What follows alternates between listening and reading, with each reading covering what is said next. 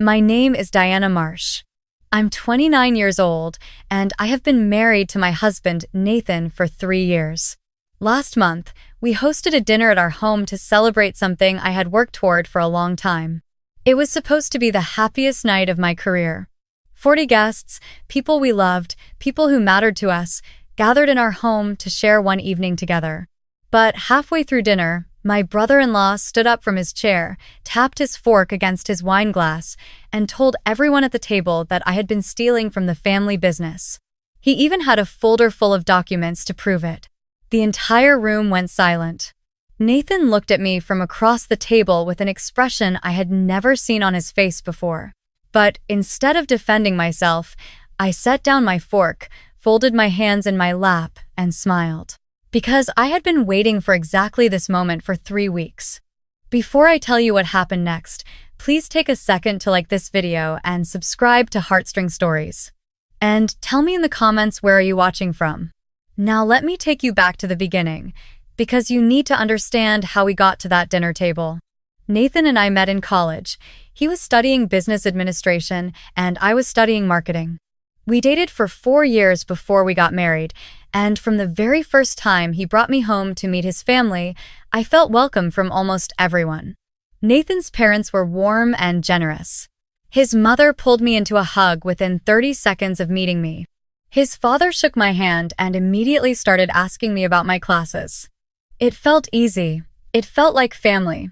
His older brother, Trevor, was the exception. Trevor was 6 years older than Nathan, and he had always been the one their parents leaned on. He had helped manage their small family business, a commercial printing and design company their father had built from nothing since he was in his mid-20s. When Nathan and I got married and Nathan joined the business full-time, Trevor made it clear, slowly and carefully, that he considered the company his. Not theirs, his. Nathan would sometimes mention little things Trevor said at work, comments about decisions being made without him, about Nathan not having enough experience, about outside opinions muddying the direction of the company. Nathan always brushed them off. He told me Trevor was just old-fashioned and liked being in charge. I chose to believe him. But then I joined the business too. About 18 months after our wedding, I left my marketing agency job and came on board as the head of client development. I want to be clear, this was Nathan's idea and his parents' idea. They needed someone with marketing experience, and they trusted me completely. Trevor smiled at the announcement and congratulated me at dinner that night. His eyes, though, said something different. For the first year, things were fine on the surface. I kept to my lane, focused on growing client accounts, and tried not to step on Trevor's toes. But I started noticing small things. A report I had submitted would come back to Nathan, altered slightly, with my name replaced by Trevor's on the summary page. Budget requests I made for client campaigns would get delayed for weeks and then approved only after Trevor presented them as his own recommendations. When I attended client meetings, Trevor would talk over me or redirect questions meant for me toward himself. I mentioned it to Nathan twice. The first time, he said I was probably reading too much into it. The second time, he said he would talk to Trevor. I don't know if he ever did.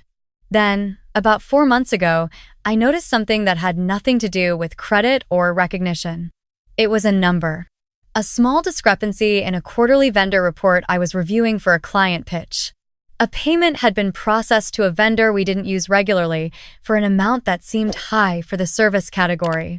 I almost moved past it. It was a single line in a spreadsheet with hundreds of rows.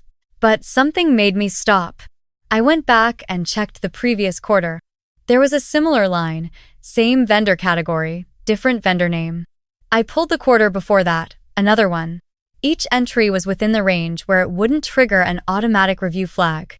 Each one was just small enough to look routine if you weren't paying close attention. I want to be honest with you, I didn't immediately know what I was looking at. I told myself it might be a billing error or a vendor we had used once for a special project that I just didn't have context for. I didn't say anything to Nathan yet. Instead, I quietly made a copy of the reports, saved them somewhere private, and started paying closer attention. Over the next 6 weeks, I found 11 separate transactions. All told, They added up to just under $90,000 moved out of the operating account over 14 months. The vendors listed had no digital footprint I could find. 2 of the business names didn't appear in any state registry I checked. I started feeling sick. I still didn't confront anyone. I didn't know enough yet, and I didn't want to be wrong. Instead, I called a friend from my old agency who now worked in financial forensics. I told her I had some irregularities I wanted a second set of eyes on. She looked at everything I had sent her and called me back within 2 days. Her exact words were, "Diana, this is not a billing error." She helped me document everything properly. She also helped me do something else, trace the access records for the accounting software. Our system logged every login, every file opened, every export. It wasn't something most people at the company knew about or thought about, but the logs were there and they were detailed. The transactions matched specific login sessions. Every single one. I had a name, I had dates, I had access logs. I had vendor records that led nowhere. And I had a very clear picture of what had been happening for over a year inside the business my father-in-law had spent 30 years building. I saved everything. I kept it in an encrypted folder on my personal laptop. I told no one except my friend. And then I waited, because I knew the moment I brought this to Nathan or to his parents, the conversation would become explosive, and I needed to be absolutely sure before I lit that match. That was 3 weeks before the dinner. The dinner was Nathan's idea. His parents had been so proud when the company landed its biggest client contract of the year, a regional hospital group that would bring in more revenue in 12 months than the company had seen in the previous 3 years. Combined, I had led that pitch. It had taken 8 months of relationship building, 4 formal presentations, and more late nights than I could count. When we finally got the signed contract, Nathan's father cried at the office. He hugged me and said his son had married exactly the right person. Nathan wanted to celebrate with both families and our closest friends. He booked a catering service, bought good wine, and decorated our dining room and back patio with string lights and flowers. 40 people came. It was warm and loud, and full of the kind of energy that only happens when people genuinely love each other. I noticed Trevor the moment he walked in. He was quieter than usual. He smiled and shook hands and made small talk, but there was something underneath it that I recognized immediately, the same look Claire had given Lena in stories like mine, the quiet, settled expression of someone who believes they know something you don't. He kept his jacket on all evening even after everyone else had relaxed into the warmth of the house. He had a leather folder with him that he set down carefully under his chair when he sat. I saw the folder and my stomach tightened. I didn't know exactly what he had planned, but I felt it. Something was coming. The catered dinner went beautifully. Nathan's mother toasted me and made everyone laugh with a story about the first time I visited their home and accidentally set off the security alarm trying to let the dog outside. Nathan's father talked about the hospital contract and what it meant for the company's future. I thanked the team, thanked our guests, and felt, briefly, like everything was exactly as it should be. Then Trevor stood up. He picked up his wine glass, and for a moment I thought he was going to make a toast too. Several people looked at him expectantly. Nathan smiled slightly and gestured for his brother to go ahead. Trevor set the glass down instead of raising it. He reached under his chair and pulled out the leather folder. He placed it on the table in front of him and rested both hands on top of it. The energy in the room shifted slightly, not alarmed yet, just aware that something slightly off was happening. He said he had been going back and forth all week about whether to say something tonight or wait. He said he had decided that the people in this room deserved to know the truth because they were the people the family trusted most. Nathan's smile faded. He asked Trevor what he was talking about. Trevor opened the folder. He pulled out a small stack of printed pages and slid them toward the center of the table. He looked around at the guests, then looked directly at me. He said that while I had been celebrated all evening for the work I had done for the company, there was something else I had also been doing. Something that nobody in the family had been told about yet. He paused for exactly long enough to make sure every person at that table was paying attention. Then he said the word, theft. The silence that followed was the loudest thing I had ever heard in my own home. He said he had discovered discrepancies in the company's vendor accounts. He said the pattern pointed clearly to someone with access to the financial systems and the authority to approve payments without secondary review. He said that someone was me. He pushed the printed pages further toward Nathan and said it was all there. Vendor records, payment approvals, authorization signatures. Nathan picked up the pages slowly. I watched his eyes move across them. I watched the color change in his face. He looked up at me. His voice was low and careful when he said my name. I didn't panic. I didn't raise my voice. I didn't reach for the papers or start explaining myself. I smiled. Trevor noticed. His eyes narrowed. He told me this wasn't a moment to be smiling about. I looked at him calmly and told him I wasn't trying to be disrespectful. I said I just thought it was interesting timing. Nathan's mother had gone pale. His father was staring at the table. Several guests were looking between me and Trevor with expressions somewhere between confusion and dread. A few people had quietly set down their utensils. Nathan asked me, very quietly, if I wanted to explain what was in those pages. I said yes. I said I would love to. Trevor crossed his arms and told me to go ahead. I said I would, but first I wanted to ask a small favor. I looked down the table toward a friend of ours, a tech consultant named Marcus who had helped me with our home network the previous year. I asked him if he still had the HDMI adapter in his bag that he always carried. He looked surprised, but said yes. I asked him if he would mind connecting my laptop to the television in the living room. Trevor frowned. He asked what a television had to do with anything. I told him it would just make everything easier to see clearly. I said the documents he had printed were small, and I wanted to make sure everyone in the room had the full picture. A few people nodded. One of Nathan's cousins said that seemed fair. Nathan's father looked at me for a long moment and then told Marcus to go ahead. Trevor said he didn't see why this was necessary. His voice had a different texture to it now, not quite the same certainty as before. I stood up from my chair, walked to the living room, opened my laptop, and waited while Marcus connected it to the television above the fireplace. When the screen came up, I could see into the dining room from where I was standing. Every person at that table could see the television clearly. I walked back to the dining room and stood near the doorway between the two rooms. Nathan was still holding Trevor's printed pages. He looked at me and asked again, quietly, what was going on. I took a slow breath. I told him I wanted to start by saying that I understood why those documents looked concerning. I said the vendor transactions were real. The irregularities were real. The missing money was real. I told him every person at that table deserved to know the truth about what had been happening in the company. Trevor cut in and said, yes, exactly. He pointed at me and said this was the part where I admitted what I had done. I looked at him steadily. I told him I appreciated his patience. Then I told him I had known about those transactions for over 3 months. The room shifted again. Nathan's eyes sharpened. Trevor's jaw tightened slightly. Nathan asked me why I hadn't told him. I said because when I first found them, I didn't understand exactly what they were. I said I needed to be certain before I brought something like this to the family. I said I had spent those months making sure I had the complete picture before I said a single word to anyone. I paused and looked directly at Trevor. I told him that was the difference between us. I had made sure I was right before I spoke. Trevor's face reddened. He said I was trying to deflect.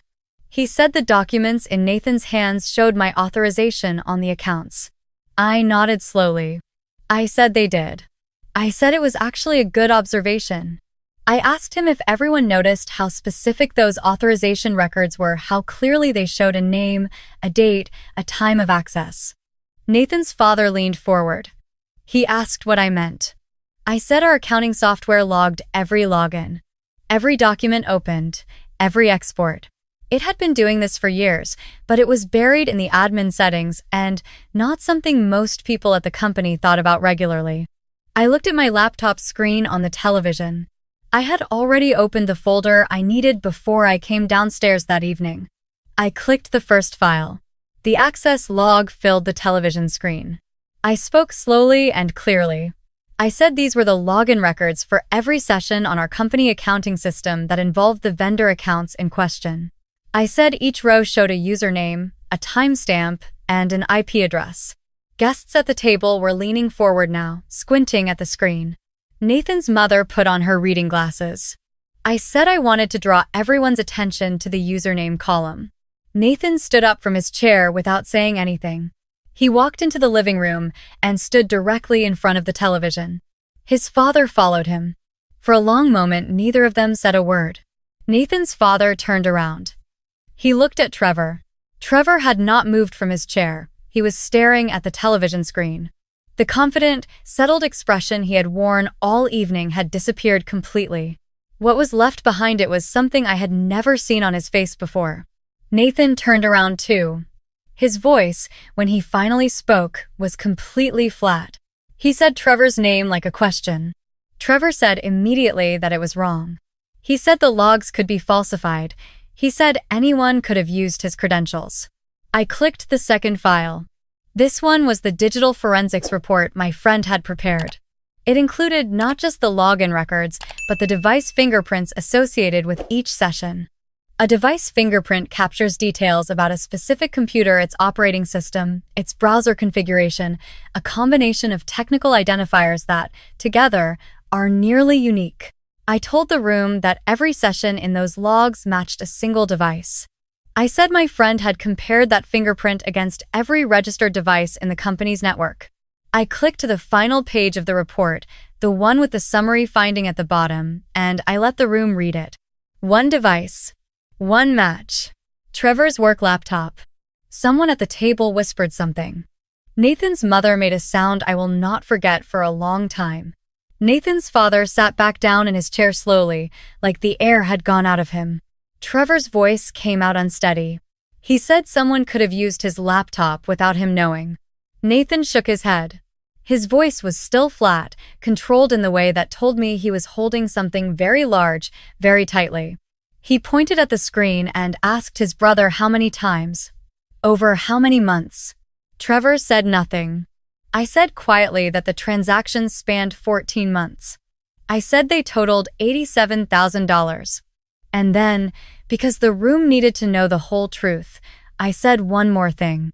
I told them that the authorization signatures on the vendor payments, the ones in Trevor's documents that appeared to show my name, had been created 12 days after I had first flagged the discrepancies internally in a private note saved to my company account. I said the timing was not a coincidence. I said Trevor had access to my digital signature template through the shared admin folder, which had not been restricted because no one had thought it needed to be. I let that sit for a moment. I said the documents Trevor had printed tonight, the ones designed to make me look like a thief, had been created after he realized someone inside the company had started asking questions about the vendor accounts. Nathan sat down. He didn't look at his brother. He looked at the table. Trevor finally spoke. His voice was different now, quieter, lower, stripped of the performance it had carried all evening. He said I was making it sound worse than it was. He said the company had been cutting him out for years, giving Nathan more authority, bringing in outside people, changing the direction his father had built it toward.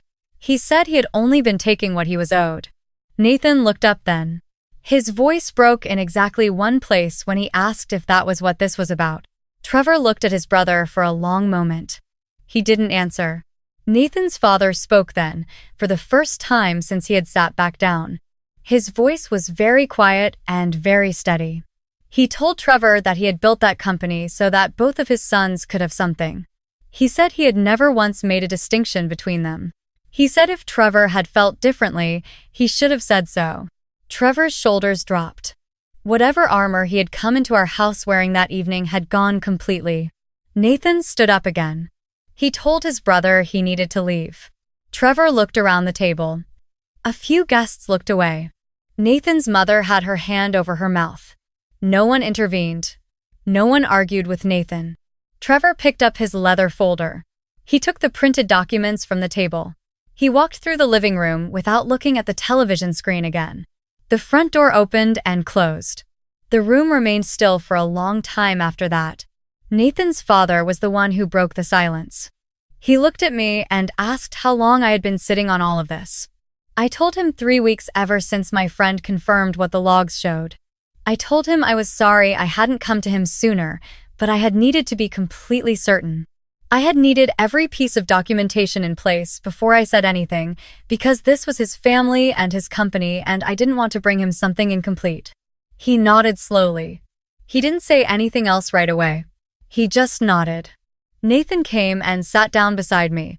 He didn't say anything either, not right then. He reached under the table and took my hand, and he held it.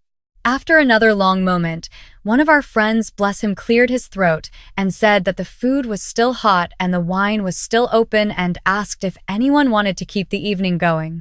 A few people laughed. It was a relieved, exhausted kind of laugh, but it was real. Nathan looked at me. His eyes were red at the edges. He asked me quietly if I was okay. I told him yes. I told him I was more than okay. I told him I was just ready to eat the dessert the caterer had left in the kitchen, because I had been looking at it for 3 hours and I deserved it. He laughed. It was small and tired, but it was real. We cut the cake. We poured more wine. The guests settled back into their chairs slowly, the way people do after something enormous passes through a room, and the air gradually returns to normal. It wasn't the same evening we had planned. It was quieter, more careful. But it was honest in a way that, looking back, felt more valuable than the celebration we had originally intended. I want to tell you what happened in the weeks that followed, because the story doesn't end at that dinner table. Nathan and his father retained an attorney the next morning. The forensic report, the access logs, and the vendor documentation I had compiled were handed over in full. Trevor's attorney contacted the family 2 weeks later. Trevor had agreed to repay the full amount over 24 months and to surrender his stake in the company as part of the settlement. In exchange, Nathan's father chose not to pursue criminal charges. I want to be honest, I had complicated feelings about that decision. I understood it. It was a father choosing his son's future over his anger. But it was not the choice I would have made.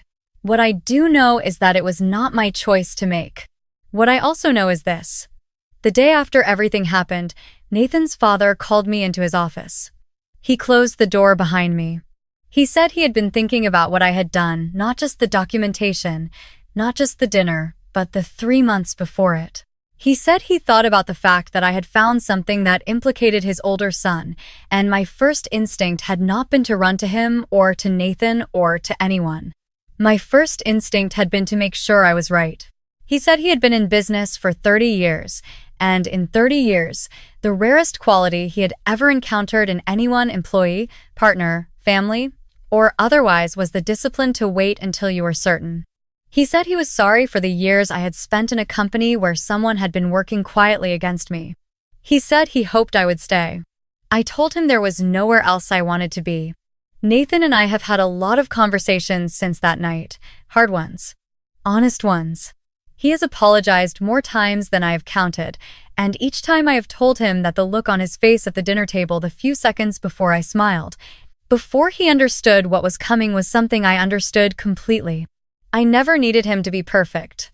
I needed him to be honest once the truth was in the room. And he was. We are okay, more than okay. Some things that survive pressure come out stronger on the other side, and I believe that about us. What I keep coming back to when I think about that night is a strange kind of gratitude.